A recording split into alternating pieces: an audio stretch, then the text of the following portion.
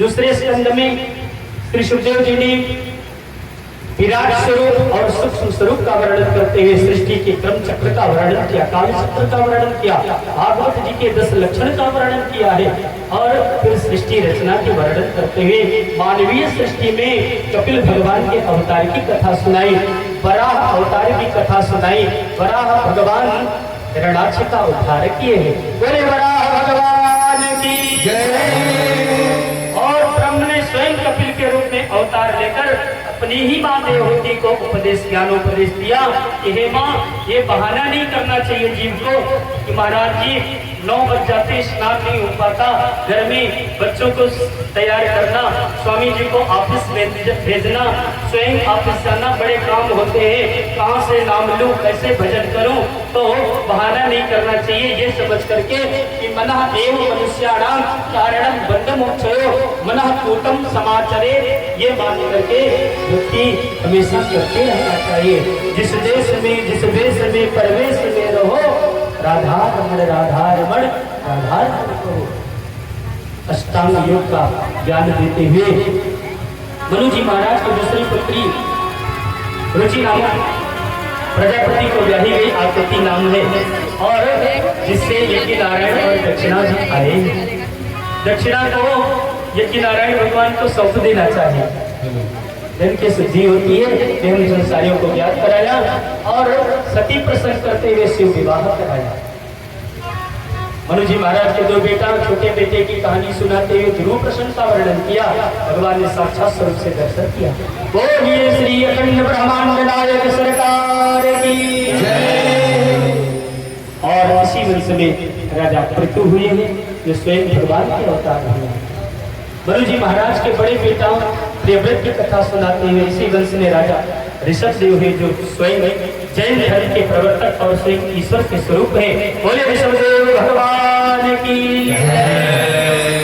जड़ भरत की कथा सुनाते हुए रघुगण को आत्मोपदेश किया है। आत्मा ही सब कुछ होती है। हम संसारी अपने शरीर की सुविधा देखते हैं और अपने शरीर में बैठी आत्मा का भोजन नहीं ढूंढते है ना, उसकी भी सुविधा क्या है, भजन करना चाहिए। ये ज्ञानोपदेश अजामिल प्रसंग सुनाया और नारायण लेकर के एक बार नारायण नाम उच्चारण किया जिसकी सद्गति हो गई। बोले नारायण भगवान की प्रतासुर प्रसंग सुनाया और आगे चल के हिरण्याकश्यप कथा सुनाते हुए, प्रहलाद चरित्र सुनाते हुए नरसिंह अवतार की कथा सुनाई है। बोले नरसिंह भगवान की जय। भगवान ने समुद्र मंथन किया जिसमें मदिरा पिलाया दैत्यों को और अमृत पिलाया देवताओं को, जिसकी वजह से युद्ध छिड़ गया, देवता पराजित हुए, दैत्य अब आगे बढ़े तो बलि भगवान का आगमन हुआ। बोलिए श्री वामन भगवान की जय। राजा बलि के यहाँ वामन भगवान ने परीक्षा लिया, ब्रह्मलोक के चरण पहुंचाया और ब्रह्मा जी ने चरण धुला, वही चरण धुली हुई गंगा जी कहलाया। चरणों से निकली गंगा प्यारी जिसने सारी दुनिया तारी। ऐसी कथा करते हुए गुरुदेव ने बताया कि राजन भगवान केवल मानव का उद्धार नहीं बल्कि जानवरों का भी किए। गजराज प्रसंग सुनाया, ग्राहक और गजराज का उद्धार कराया। अष्टम स्कंद में कथा पहुंची है। राजा सत्यव्रत की कथा करते हुए सुखदेव जी कहते हैं भगवान ने मछली का रूप धारण करके सत्यव्रत को संतुष्ट किया। बोले मत्स्यावतार भगवान की जय। नवम स्कंद में बताया वैवस्वत मनवंतर के मनु श्राद्ध जी महाराज हुए जिनसे चंद्रवंश और सूर्यवंश का आरंभ हुआ। इसी चंद्रवंश में परशुराम जी का अवतार होता है। अनेक राजा आए हुए हैं। बोले परशुराम भगवान की जय। और कहते यज्ञ की चरु बदल जाने के कारण चारों ग्रहण करने से सूर्यवंश का प्रारंभ हुआ, प्राकट्य हुआ। इसी सूर्यवंश में भगवान श्री राम का आगमन होता है। बोले श्री राम पूरी राम कथा सुनाई और गुरु जी ने तो केवल 1.5 अध्याय के गाई है कभी ऐसा भगवान ने अवसर दिया तो ये दास भी राम कथा, शिव कथा और देवी भागवत कथा गाता है। जब कभी आप सबकी इच्छा बने तो ऐसे राम कथा भी गा के और आप लोगों को प्रसन्न करने, भगवान को प्रसन्न करने का प्रयास होगा। कहते हैं इसी सूर्यवंश के बाद में पुनः चंद्रवंश का शुरुआत हुआ और चंद्रवंश में तेरा जन्म परीक्षित तेरे इष्ट देव श्री कृष्ण चंद्र का अवतार है। बोले कृष्ण चंद्र भगवान की जय। वसुदेव जी के पत्नी देवकी के गर्भ के माध्यम से प्राकट्य हुआ, गोकुल में गए, नंद बाबा के यहाँ पालन पोषण हुआ, तमाम सारे राक्षसों का उद्धार किया और वृंदावन में रासलीला रचाई, कंस का उद्धार किया और जरासंध का मानमर्दन किया। इसके बाद भी द्वारिका बसाई और विवाह करके रुक्मिणी को लाई, सो द्वारिकाधीश का लाए। बोले द्वारिकाधीश सरकार की जय। पिता के द्वारा यज्ञ कराया, 9 योगेश्वरों की कथा, 34 गुरुओं की कथा सुनाते हुए मार्कंडेय जी ऋषि की कथा सुनाई है। बोले मार्कंडेय जी महाराज की जय। वृंदावन की महिमा गाते हुए कहते हैं धन्यम वृंदावनम यत्र भक्ति नृत्यति यत्र च। वो धन्य है वृंदावन जहाँ पे आज भी भक्ति नृत्य करती है, जहाँ पे ब्रह्मा जी आके घुटने टेक के सावरिया सरकार को प्रणाम किया, क्षमा याचना करी, जहाँ पे देवराज भी आकर के क्षमा याचना करी है। ऐसा वो धन्य है वृंदावन। बोले वृंदावन धाम की जय। बोले धाम अयोध्या की जय। रामचंद्र सरकार की जय। जी महाराज की जय। भूमि की जय। भूमि की समस्त देवताओं की जय। भूमि के समस्त भक्तों की जय। निज देवता की जय। जय जय श्री राधे, जय जय श्री राधे। एक आवश्यक प्रसंग आज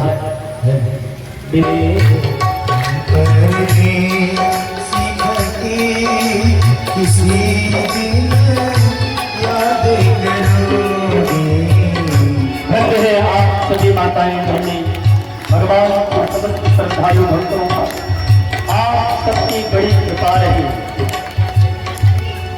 इस कथा में बड़ा सहयोग, बड़ा प्यार, बड़ी तपस्या रही। देखिए बारिश हो रही फिर भी आप लोग की भक्ति अटल है। धन्य है ऐसे भक्त जो भागवत भगवान की शरण में 7 दिन तक आ करके इस दास की गरिमा महिमा बढ़ाई। आप सबने, आप सबके प्रेम इस देवभूमि के दर्शन करा देते हैं। ऐसे स्वरूप से जाने कब मुलाकात होगी, क्योंकि ये दास तो परदेसी है, आज है कल चला जाएगा। हम परदेसी फकीर किसी दिन याद करोगे। परदेसी फकीर किसी दिन याद करोगे।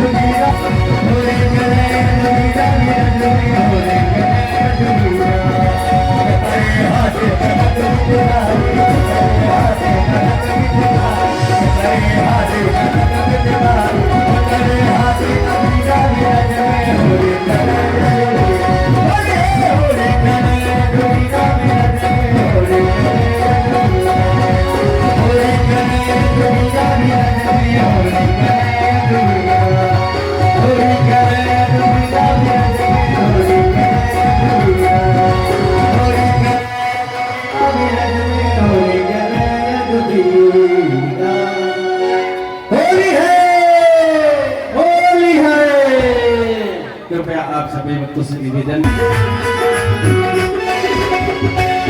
दुनिया ही भला क्या मांगे, दुनिया खुले के भिखारन है, दुनिया खुले के भिखारन है, दुनिया खुले के भिखारन है, दुनिया खुले के भिखारन है, दुनिया से भला क्या मांगे, दुनिया खुले के भिखारन है, दुनिया खुले के भिखारन है।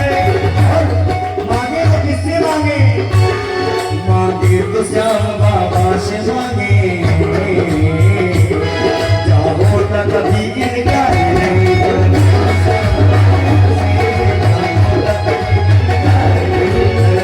हजारों देंगे पर खुद का कोई दरबार नहीं, दरबार हजारों देंगे पर खुद का कोई दरबार नहीं, दरबार हजारों देंगे पर ऐसा कोई दरबार नहीं, पर तुझ सा कोई दरबार नहीं, पर मेरा हो जा।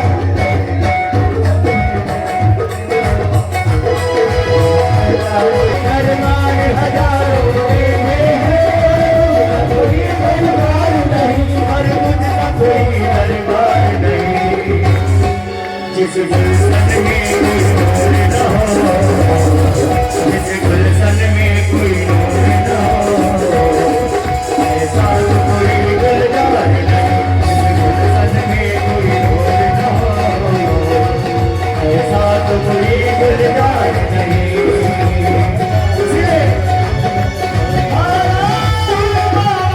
मुझे तुझसे भरोसा है, यू डूबाए तुझे मेरा दिल ही कहता है,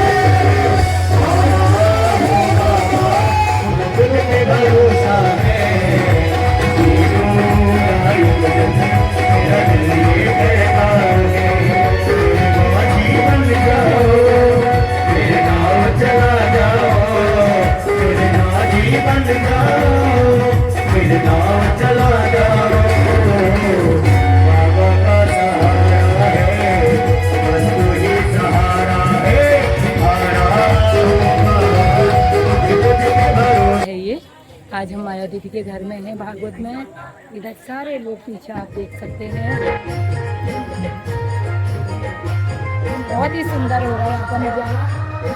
इधर लीला दीदी मनराल की छोटी सिस्टर है माया दीदी, देखिए